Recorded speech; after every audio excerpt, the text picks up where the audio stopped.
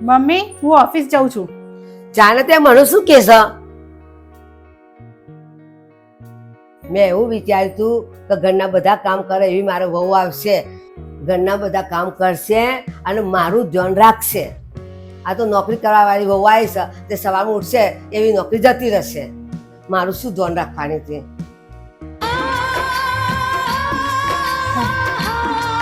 વહુ કેમ આટલું બધું મોડું થયું? મમ્મી આજ બહુ જ વરસાદ પડ્યો હતો ને, તે રસ્તામાં બહુ જ પાણી ભરાયા છે, એટલે મને આવવામાં છે ને બહુ તકલીફ પડી. હારું હારું હેડ, એમાં મને બહુ ભૂખ લાગી છે, ખાવાનું બના હેડ.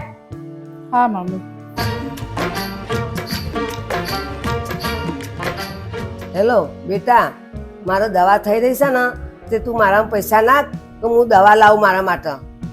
મમ્મી મારી નોકરી છૂટી ગઈ છે, એટલે તું એક કામ કર, તારી વહુ જોડે પૈસા માગી લે, એ તને પૈસા આપી દેશે.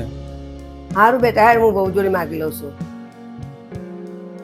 મેં વહુને બહુ સંભળાયું છે, હું કયા મોઢાઈને પૈસા માગું? મમ્મી લો તમારી દવા. અરે વહુ, તને કેવી રીતે ખબર પડી મારી દવા થઈ રહી છે એમ?